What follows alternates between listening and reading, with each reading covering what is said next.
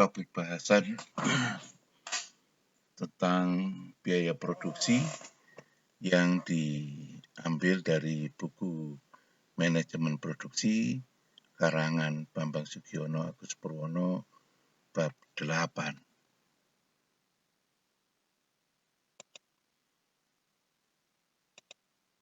Pokok bahasan bahwa tentang pengertian tentang biaya, klasifikasi biaya, biaya pembuatan produk, dan sistem akuntansi biaya produksi. Diharapkan setelah selesai membaca topik ini Anda mengerti tentang biaya, klasifikasi biaya, biaya pembuatan produk, dan sistem akuntansi biaya. Biaya merupakan salah satu faktor kunci yang akan membawa perusahaan menjadi semakin membaik atau memburuk di dalam menjalankan fungsinya atau usahanya. Pengertian biaya. Biaya yang dikeluarkan untuk membuat suatu produk, barang, dan atau jasa merupakan salah satu unsur yang penting di dalam pengelolaan perusahaan sebab biaya sangat menentukan di dalam perolehan keuntungan atau pendapatan. Biaya merupakan suatu pengeluaran yang dapat diukur dengan uang, baik yang telah, sedang, maupun yang akan dikeluarkan atau dialokasikan untuk menghasilkan suatu produk. Sedangkan keuntungan merupakan sumber modal yang utama bagi perusahaan agar perusahaan dapat melangsungkan hidupnya. Biaya dapat diklasifikasi menjadi dua, yaitu berdasarkan pembuatan produk yang terdiri dari biaya langsung atau direct cash dan direct cost, dan biaya tak langsung atau indirect cost. Yang kedua adalah berdasarkan jumlah yang diproduksi atau volume produksi, yaitu biaya tetap, fixed cost, dan biaya berubah atau variable cost. Klasifikasi biaya adalah seperti ini, adalah biaya berdasarkan pembuatan produk dan volume produksi, yang pembuatan produk direct cost dan indirect cost, yang fixed cost, yang volume produksi fixed cost dan variable cost, dan itu tampak jelas di slide.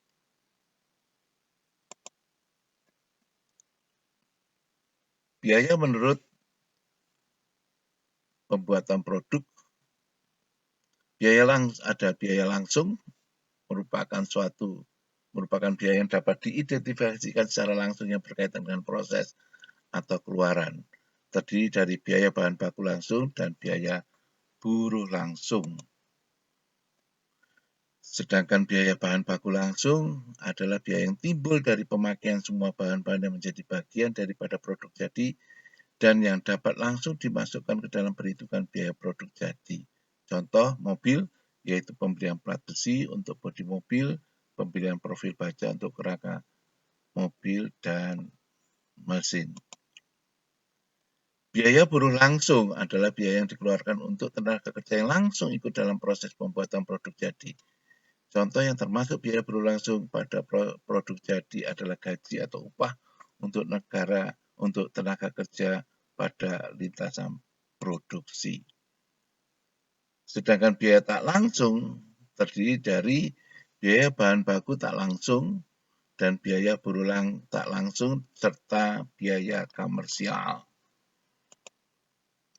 Biaya bahan baku tak langsung adalah biaya dari semua bahan-bahan yang tidak menjadi bagian dari suatu produk, jadi tetapi diperlukan di dalam pengolahan bahan baku menjadi produk jadi. Contoh adalah temporary support pada pembuatan bodi mobil, juga temporary hook, juga scaffolding pada pembuatan bangunan. Biaya buruh tak langsung adalah biaya yang dikeluarkan untuk tenaga kerja yang ada di pabrik tetapi tidak langsung ikut dalam proses pembuatan produk. Contoh adalah gaji atau upah tenaga kerja di departemen pemeliharaan, satpam, dan driver, kecuali perusahaan transportasi. Biaya komersial adalah biaya yang tak langsung yang dikeluarkan untuk tenaga kerja yang tidak terjadi di pabrik. yang terdiri daripada biaya penjualan merupakan pengeluaran yang dilakukan dalam rangka penjualan suatu produk, biaya untuk promosi dan iklan. Biaya administrasi merupakan pengeluaran yang dilakukan untuk mendukung kegiatan-kegiatan produk di pabrik. Biaya tetap adalah biaya yang tidak bergantung pada perubahan volume produksi. Biaya variabel adalah biaya yang berubah sebanding dengan perubahan volume produksi. Ini skema daripada pembuatan produk sampai biaya total. Ada biaya buruh langsung, biaya bahan baku langsung, dinamakan biaya primer.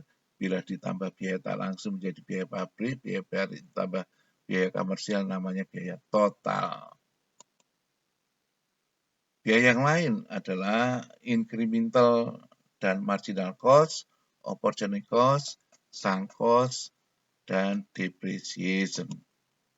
Incremental cost adalah when one is evaluating the economic impact of a specific decision. Some costs may change while other remains unaffected by the proposed change. The decision must be evaluated on the basis of the next change or incremental cost of an alternative compared with a net change in associated revenue. For example, an incremental revenue resulting from implementation of that alternative. When incremental costs are determined on a per unit change in output, we use the term marginal analysis. Marginal cost and marginal revenue refer to the incremental cost and revenue resulting from a unit change in output. Opportunity cost, bila suatu organisasi mempunyai sumber daya yang terbatas, seringkali dilakukan tindakan alternatif baik di dalam maupun di luar organisasi. Bila suatu sumber daya dialokasikan ke alternatif yang lain dan berhasil, maka dikatakan adalah opportunity cost yang hasilnya sama dengan net revenue yang terdahulu.